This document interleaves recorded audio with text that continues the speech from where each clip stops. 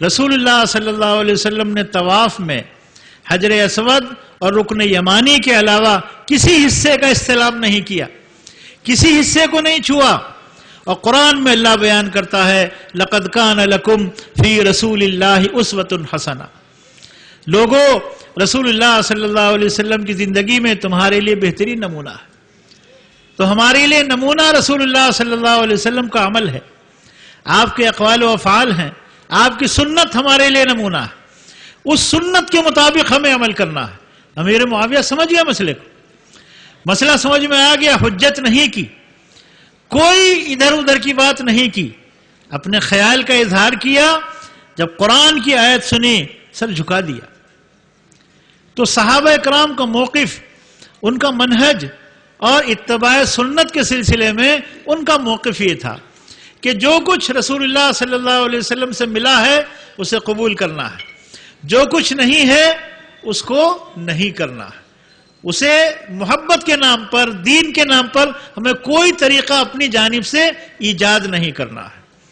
حضرت عبداللہ ابن مسعود کا واقعہ سنن دارمی میں، نبی کریم صلی اللہ علیہ وسلم کی وفات کے بعد کا واقعہ. کوفہ کی مسجد میں کچھ لوگ نماز فجر سے پہلے حلقہ بنا کر بیٹھے ہوئے تھے، حلقہ بنا کر بیٹھے تھے اور کنکریاں انہوں نے اپنے درمیان رکھ لی تھی. ایک آدمی بولتا تھا سبحان اللہ، سارے لوگ سبحان اللہ بولتے تھے اور ان کنکریوں پر شمار کرتے تھے، سبحان اللہ، الحمدللہ، اللہ اکبر. ذکر ہو رہا تھا جسے آج کے ہمارے یہاں تصوف کی اصطلاح میں ذکر بالجہر کہتے ہیں.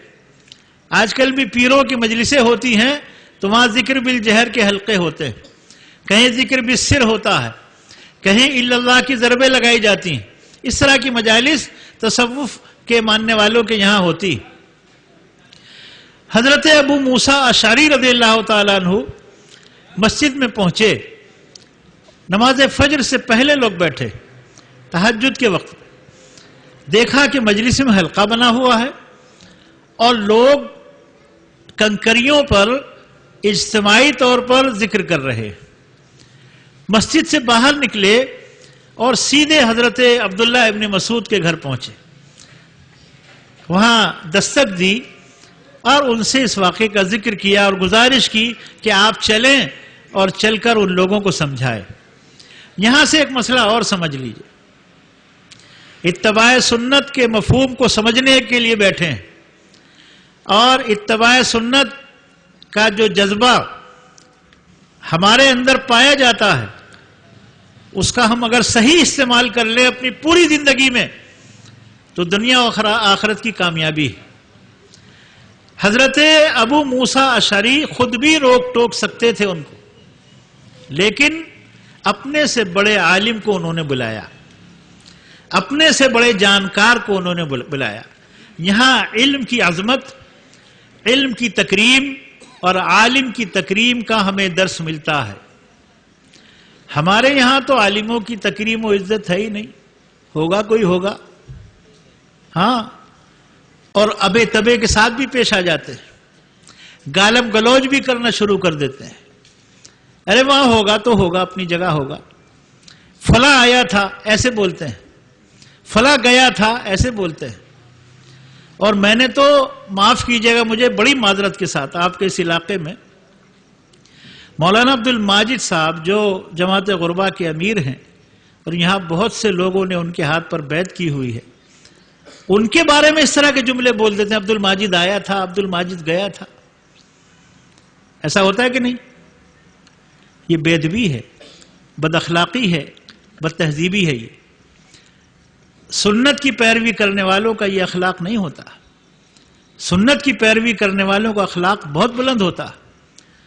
تو جو قوم اپنے بڑوں کی عزت نہیں کرے گی وہ کبھی کامیاب نہیں ہو سکتی، نہ دنیا میں نہ آخرت میں. اور رسول اللہ صلی اللہ علیہ وسلم کا فرمان ہے، سن لیجئے اتباع سنت کا معنی کیا ہے.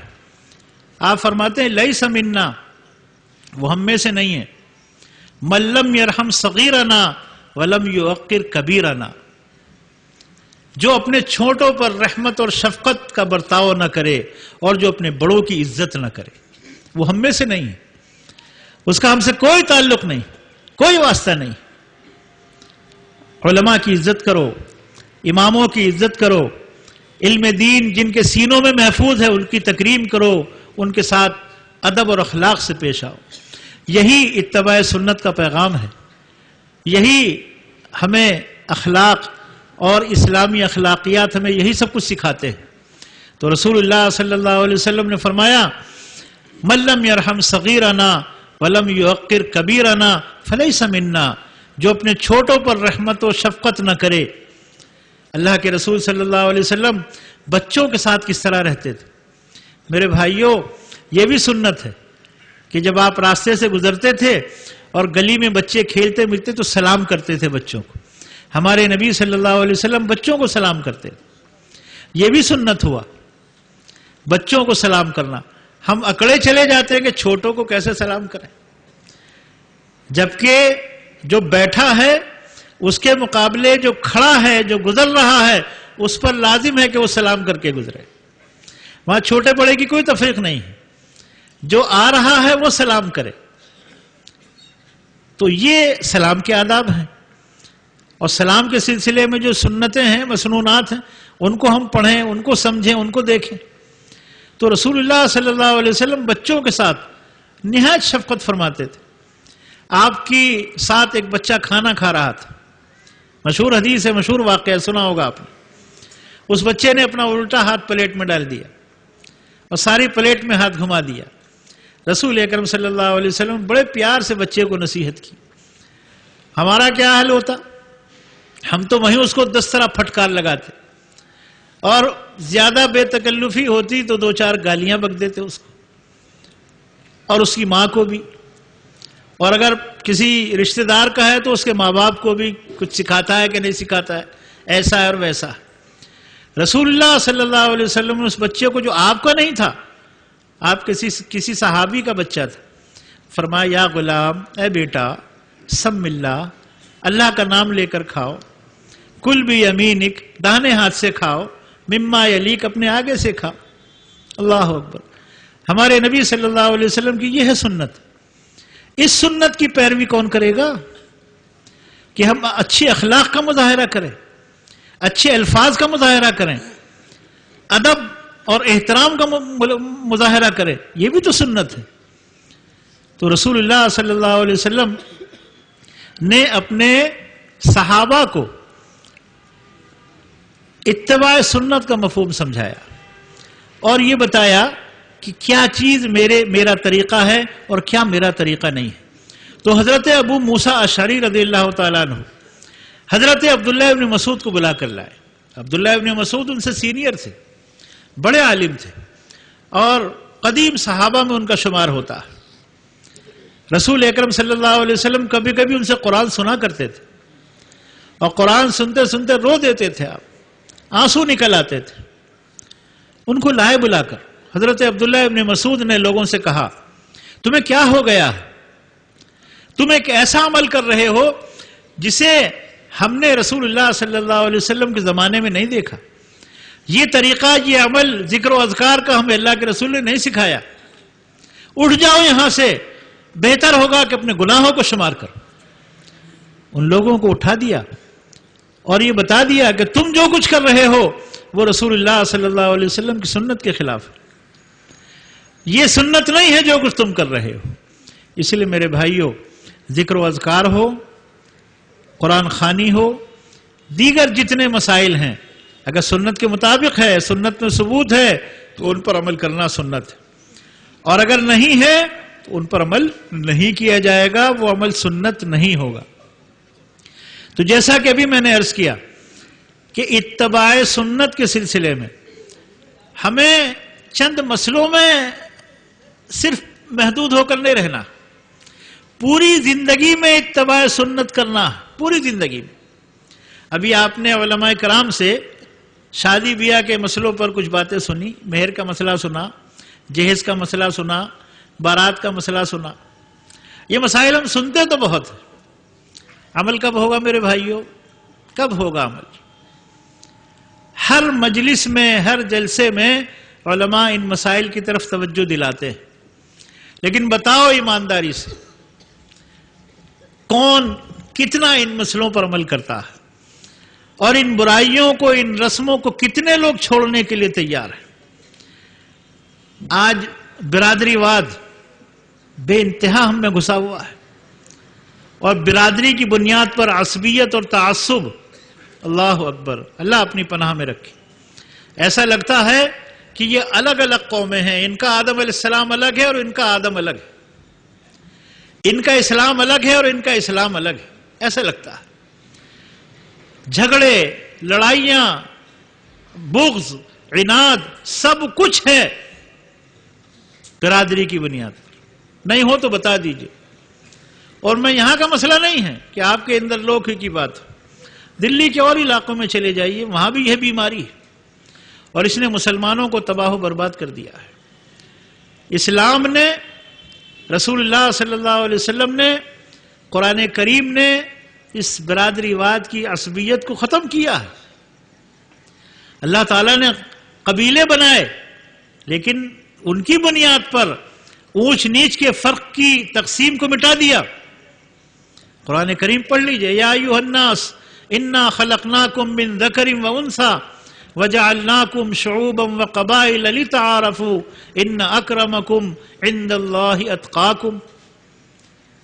قرآن بیان کرتا ہے، لوگو، ساری انسانیت کو خطاب ہے، اے لوگو، انا خلقناکم من ذکر و انثی، ہم نے تمہیں ایک مرد اور عورت سے پیدا کیا ہے، وجعلناکم شعوبا وقبائل، اور تمہارے درمیان خاندان اور قبیلے بنائے ہیں، لتعارفوا، تاکہ ایک دوسرے کی پہچان کر سکو، ان اکرمکم عند اللہ اتقاکم، اللہ کے نزدیک باعزت وہ ہے جو متقی ہے، پرہیزگار ہے۔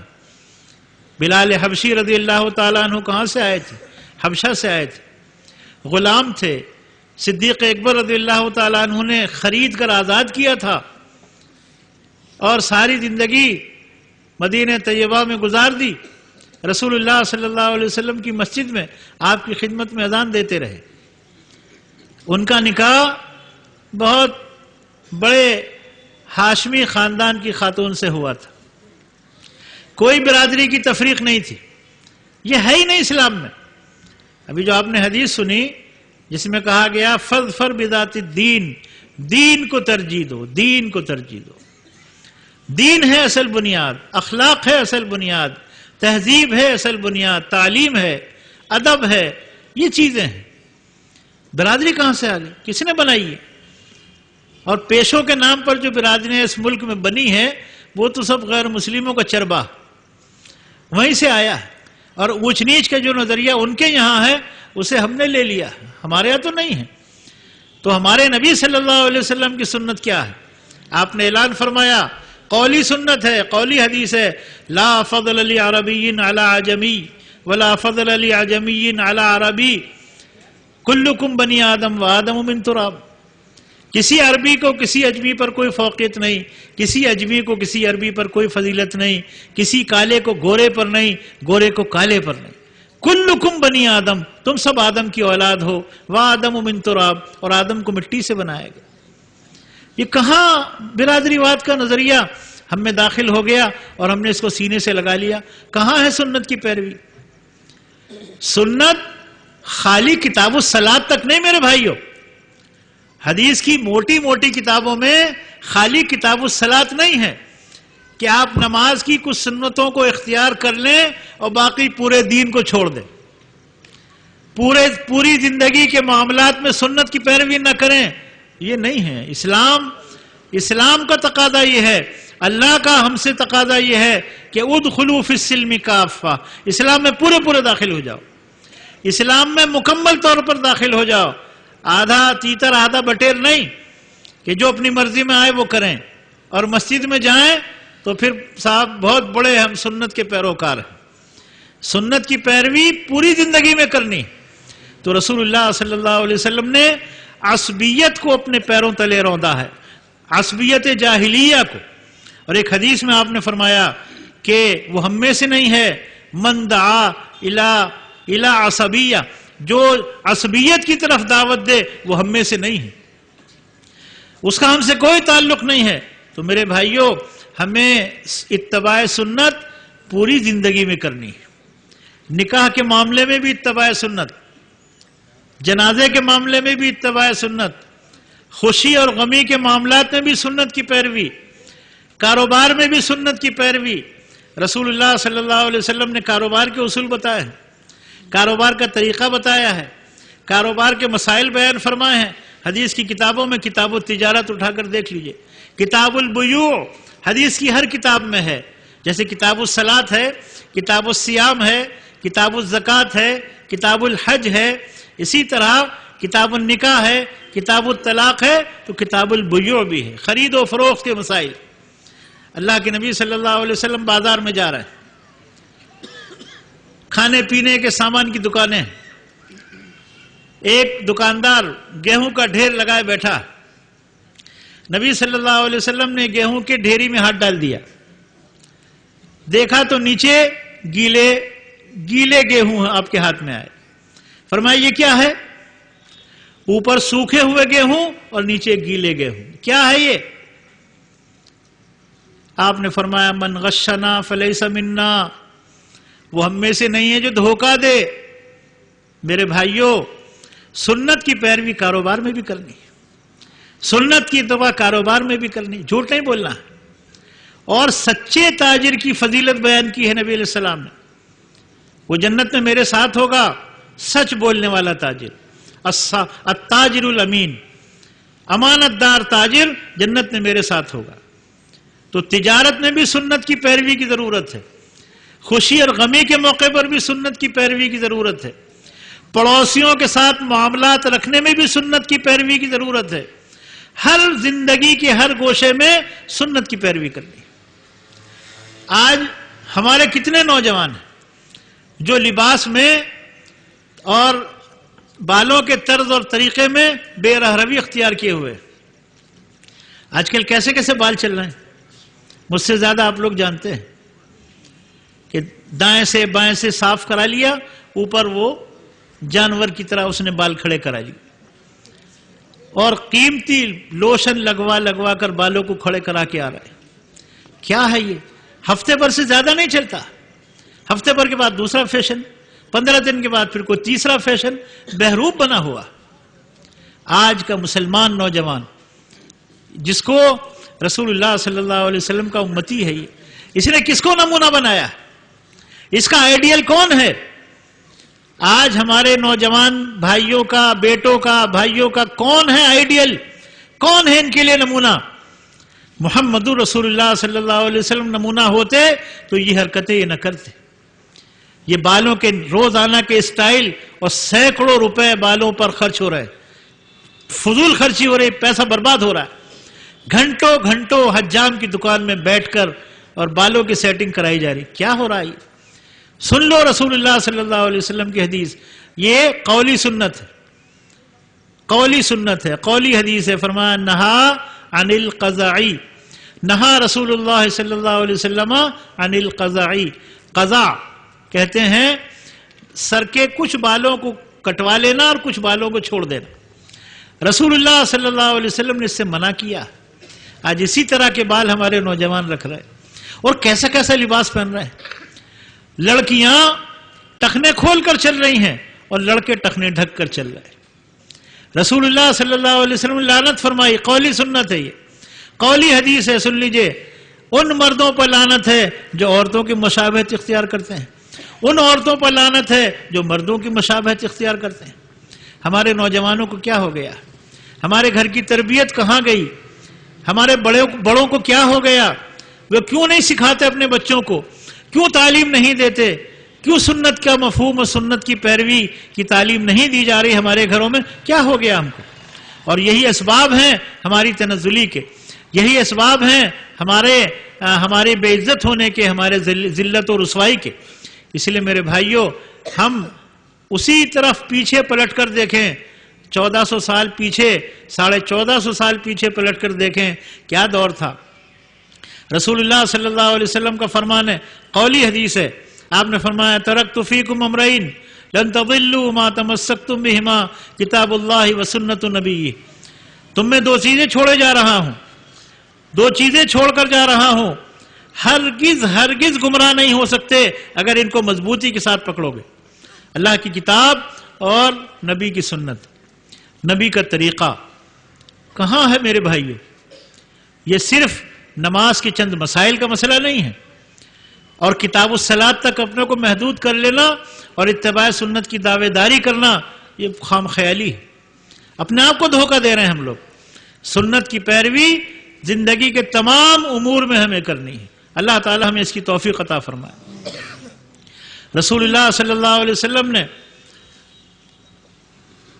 قرآن کریم میں اللہ رب العالمین نے، میں اختصار سے 2-4 باتیں اور کر کے اپنی بات ختم کروں گا، 12:30 ہو گئے۔ رسول اللہ صلی اللہ علیہ وسلم پر جو کتاب اللہ نے نازل کی، قرآن کریم، اس کی 2 مقامات کی آیتیں پڑھ کر اپنی بات کو ختم کروں گا کہ جو لوگ سنت کی خلاف زندگی گزارتے ہیں، رسول اللہ صلی اللہ علیہ وسلم کی اطاعت نہیں کرتے، ان کا حشر کیا ہوگا۔ قرآن کریم بیان کرتا ہے، سورہ احزاب کی آیتیں ہیں، یوم تقلب وجوہہم فی النار یقولون یا لیتنا اطعنا اللہ واطعنا الرسول۔ قیامت کے دن ان کو جب چہرے کے بل جہنم میں ڈالا جائے گا تو وہ کہیں گے ہائے کاش میں نے اللہ اور اس کے رسول کی پیروی کر لی ہوتی، یا ویلتا لیتنا اطعنا اللہ واطعنا الرسول وقالوا ربنا انا اطعنا سادتنا وکبراءنا فاضلونا السبیل ربنا آتہم ضعفین من العذاب والعنہم لعنا کبیرا۔ کہیں گے اللہ کی دربار میں، اللہ کی اس کے سامنے عرض کریں گے جب جہنم میں چہرے کے بل ڈالے جائیں گے، اے پروردگار انا اطعنا سادتنا وکبراءنا فاضلونا السبیل، اے پروردگار ہم نے اپنے چودھریوں کی، اپنے بڑوں کی، اپنے نیتاؤں کی پیروی کی، اپنے ٹھیکیداروں کی پیروی کی جنہوں نے ہمیں تیرے راستے سے گمراہ کر دیا۔ انا اطعنا سادتنا وکبراءنا فاضلونا السبیل ربنا آتہم ضعفین من العذاب والعنہم لعنا کبیرا، اے پروردگار ان کو ہم سے دگنا عذاب دے اور بڑی لعنت میں گرفتار کر دے جنہوں نے ہمیں گمراہ کیا۔ میرے بھائیوں، اللہ تعالیٰ سے ہم پناہ مانگے کہ کل ایسے لوگوں میں ہمارا شمار نہ ہو، اور یہ کب ہوگا؟ جب اس زندگی میں اور زندگی کے تمام گوشوں میں ہم سنت کی اتباع کریں گے، سنت کی پیروی کریں گے۔ قرآن مجید کی ایک اور آیت ہے جس میں اللہ تعالیٰ بیان فرماتا ہے وَيَوْمَ يَعَضُّ الظَّالِمُ عَلَى يَدَيْهِ يَقُولُ يَا لَيْتَنِي اتَّخَذْتُ مَعَ الرَّسُولِ سَبِيلًا یا ویلتا لیتنی لم اتخذ فلانا خلیلا۔ اے ہے کیا آیت ہے! اللہ فرماتا ہے ظالم قیامت کے دن اپنے ہاتھ کو چبائے گا، اپنے ہاتھوں کو چبائے گا ظالم۔ وَيَوْمَ يَعَضُّ الظَّالِمُ عَلَى يَدَيْهِ یقول یا لیتنی اتخذت مع الرسول سبیلا، ہائے کاش میں نے رسول کی پیروی کی ہوتی، میں نے رسول اللہ صلی اللہ علیہ وسلم کے راستے کو اختیار کیا ہوتا، میں نے اپنی زندگی سنت کے مطابق گزاری ہوتی۔ یا ویلتا لیتنی لم اتخذ فلانا خلیلا، کاش میں نے فلاں کو دوست نہ بنایا ہوتا، فلاں کو دوست نہ بنایا ہوتا۔ آج دوست نے دوست کو برباد کر دیا، دوست کی پیروی نے جہنم میں پہنچا دیا۔ آج دوستیاں کیسی ہوتی ہیں میرے بھائیوں؟ آج دوستیاں کیسی ہوتی ہیں؟ ایسے دوست جو سگریٹ پلانا سکھاتے ہیں، جو جوا کھیلنا سکھاتے ہیں، جو زناکاری کے گر سکھاتے ہیں، جو شراب خوری سکھاتے ہیں، یہ دوست نہیں، یہ دشمن ہے۔ یا ویلتا لیتنی لم اتخذ فلانا خلیلا، کاش میری کم بختی اور بربادی اور بدبختی فلاں کو میں نے دوست نہ بنایا ہوتا، ان برائیوں سے، حرام کاریوں سے اور حرام باتوں سے بچا ہوتا، محمد الرسول اللہ صلی اللہ علیہ وسلم کی اتباع کی ہوتی، کامل اتباع۔ میرے بھائیوں، ان آیات کو اپنے سامنے رکھیں اور اللہ تعالیٰ سے ہم دعا کریں کہ پروردگار ہمیں ہماری پوری زندگی میں سنت کی پیروی کی توفیق عطا فرمائے، زندگی کے تمام گوشوں میں سنت کی پیروی کی توفیق عطا فرمائے۔ مولانا میں اس کا اسبات اور نفی خالی دعا کرا دیجیے، سوال کرتے ہیں دعا کرا دیجیے. اس کا مفہوم نہیں سمجھا میں، اس کا مفہوم اور سمجھا ذرا. تقریری حدیث یہ ہے، سن لیجئے. تقریری حدیث وہ میں نے فجر کی سنتوں کی مثال دی تھی. جو صحابی آئے تھے اور فجر کی سنت پڑھی تھی فرض کے بعد، اور نبی صلی اللہ علیہ وسلم ان کو منع نہیں کیا، یہی تقریری سنت ہے.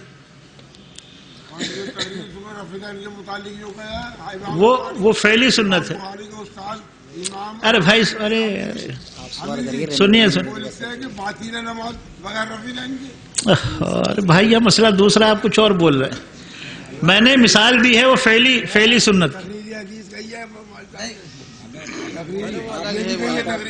ارے میری بات ریکارڈ ہے، آپ ریکارڈ نکلوا کے سن لیں. آپ سو رہے ہیں. دیکھیے کچھ سوالات آئے ہیں، ذرا ان کو سن لیجیے.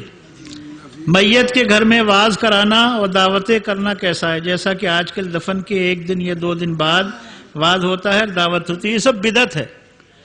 رسول اللہ صلی اللہ علیہ وسلم نے نہیں کیا، سب بدعات میں سے ہے، اور اہل میت کی طرف سے دعوت جائز نہیں ہے. اس کو نوحہ تصور کرتے تھے صحابہ کرام، اور صحیح حدیث موجود ہے. یہ بدعت ہے، اس سے بچنا چاہیے.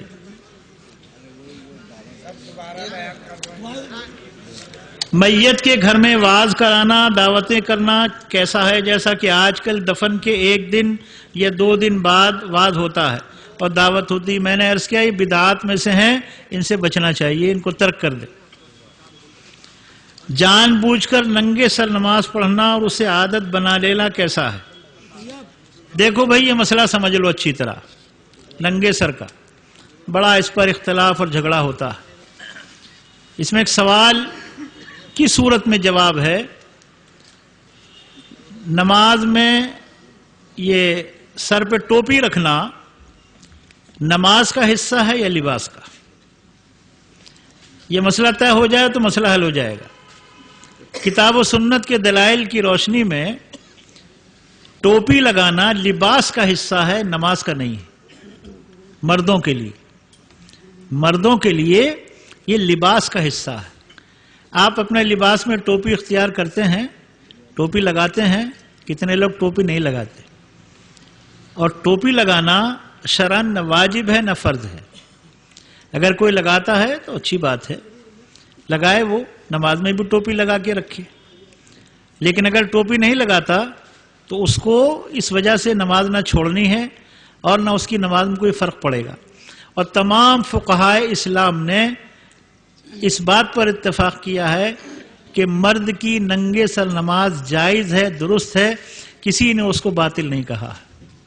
بلکہ فتاوی عالمگیری آپ اٹھا کر دیکھیں، فقہ حنفیہ میں بڑی اہم کتاب ہے، اس میں نماز کے مسائل میں صاف طور پر یہ مسئلہ لکھا ہوا ہے کہ اگر کوئی شخص تساہلی اور نماز کو غیر اہم سمجھ کر ننگے سر نماز پڑھتا ہے تو مکروہ ہے. لیکن اگر کوئی عاجزی اور انکساری کی نیت سے ننگے سر نماز پڑھتا ہے تو افضل ہے، یعنی بہتر ہے. یہ مسئلہ فتاوی عالمگیری میں لکھا ہوا ہے، اور علماء کرام اس کو بتاتے نہیں ہیں. اللہ تعالی ہم سب کی حفاظت فرمائے. تو یہ مسئلہ لڑائی جھگڑے کا نہیں ہے. اس کے علاوہ ایک اور بات میں آپ سے کہتا ہوں کہ مسجدوں میں جو ٹوپی رکھنے کا اہتمام کیا جاتا ہے، پلاسٹک کی ٹوپیاں اور وہ چٹائی کی ٹوپیاں، تیلی کی ٹوپیاں ہوتی ہیں، وہ استعمال ہوتے ہوتے بڑی گندی ہو جاتی ہیں، پھر بھی استعمال ہوتی رہتی ہے. آپ سچے دل سے اور ایمانداری سے اور غیر جانبدار ہو کر سوچئے. یہ نہیں کہ صاحب فلاں کا مسلک اور فلاں کا مسلک اور فلاں جماعت اور فلاں جماعت. اس سے اوپر ہو کر تھوڑا سوچئے کہ جو ٹوپیاں مسجد میں رکھی ہیں، کیا آپ اس ٹوپی کو لگا کر کسی شادی کی تقریب میں چلے جائیں گے؟ آپ کے علاقے میں M P M L A کو منسٹر صاحب آئے، وہاں چلے جائیں گے؟ سسرال چلے جائیں گے؟ نہیں جائیں گے لگا. تو جو ٹوپی لگا کر آپ سسرال نہیں جا سکتے، شادی میں نہیں جا سکتے، M P M L A اور وزیر سے ملنے نہیں جا سکتے، اس ٹوپی کو لگا کر اللہ کے سامنے کھڑے ہونا، یہ کون سی اچھی بات ہے اور یہ کون سا انصاف ہے؟ اللہ جو احکم الحاکمین ہے، اس کے دربار میں تو ہمیں اچھے سے اچھے بن کے کھڑا ہونا چاہیے، اچھے سے اچھے انداز میں۔ 2000 روپے کا سوٹ ہم نے پہنا ہوا ہے اور وہ گندی میلی ٹوپی سر پہ رکھی ہوئی ہے مسجد میں۔ ارے 2000 اور 5000 اور 1000 کا کرتا پاجامہ اور پینٹ شرٹ آپ نے بنائی ہے تو ایک اچھی سی ٹوپی بھی لے لو۔ اگر آپ کو ٹوپی پہن کر ہی نماز پڑھنی ہے تو اچھی ٹوپی کا استعمال کرو۔ وہ گندی ٹوپیاں جو مسجدوں میں لوگوں نے لا کے رکھ دی ہیں ان کے استعمال کا کیا جواز ہوتا ہے؟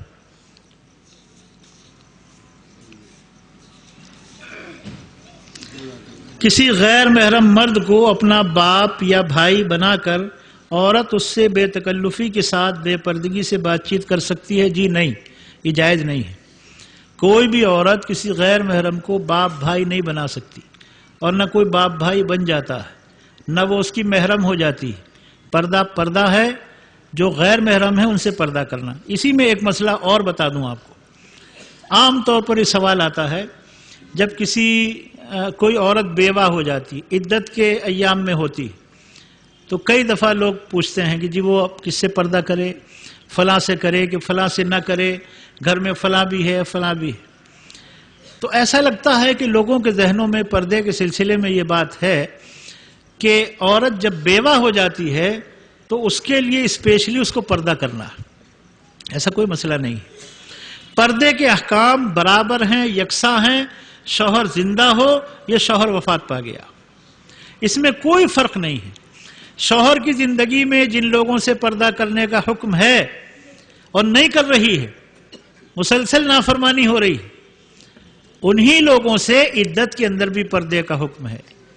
اب عدت گزر گئی 4 مہینہ 10 دن، اب آزاد ہو گئے، بے پردہ گھومے؟ نہیں، اب بھی پردے میں رہنا ہے اس کو۔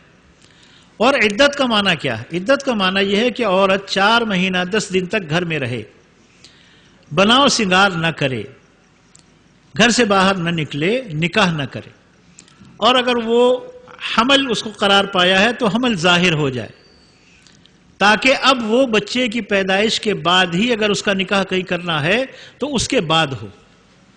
یہ حکمتیں ہیں عدت کی کہ عورت کا حمل ظاہر ہو جائے، اسی لیے اس کو پابند کیا کہ 4 مہینہ 10 دن تک وہ نکاح نہیں کرے گی، گھر میں رہے گی، اسی گھر میں رہے گی، کھانا پینا خرچہ سب وہیں ہوگا، اس کے بچے ہیں تو ظاہر ہے وہ اٹھائیں گے۔ اور پردے کے جو احکام ہیں وہ شوہر زندہ تھا جن لوگوں سے پردہ تھا جب بھی کرے گی، اور شوہر کے مرنے کے بعد بھی۔